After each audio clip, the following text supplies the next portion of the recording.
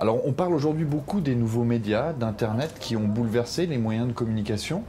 Quels sont selon vous les impacts de ces nouveaux médias sur la liberté d'expression? Dans les pays où CFI travaille, c'est-à-dire dans les pays émergents, les pays en développement, cet impact est considérable et encore plus qu'ailleurs certainement, dans la mesure où les systèmes médiatiques de ces pays étaient relativement figés, souvent encore dans des situations de monopole de médias d'État.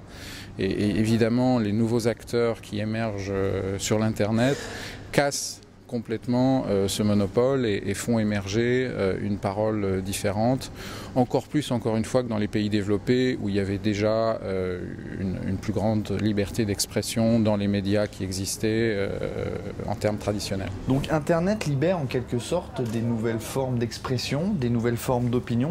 Quels en sont, selon vous, les aspects positifs et négatif? L'aspect positif, c'est l'ouverture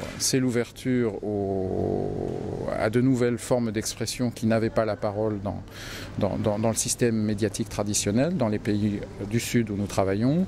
L'aspect négatif, c'est le risque accentué du fait de la rapidité de la circulation de l'information, des manipulations et des désinformations qui peuvent vraiment déstabiliser ces pays. Alors, au cœur des dispositifs de formation et de coopération de CFI, on imagine que le nouveau média a pris une place importante, notamment auprès des pays de la zone méditerranéenne. Les pays de la Méditerranée au sens large, et notamment la rive sud, le monde arabe, sont pour nous une zone très importante. Nous souhaitons développer notre action dans ces pays-là.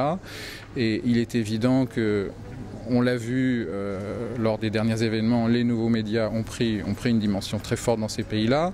C'est pourquoi nous voulions les rencontrer. Et nous avons choisi d'organiser ce colloque 4M pour rencontrer un certain nombre d'acteurs de ces nouveaux médias, parler avec eux, apprendre à les connaître et de façon à mieux travailler ensemble plus tard. Nous avons besoin de connaître leurs besoins, leurs attentes pour pouvoir faire notre travail de coopération, notre travail de soutien au développement de ces médias.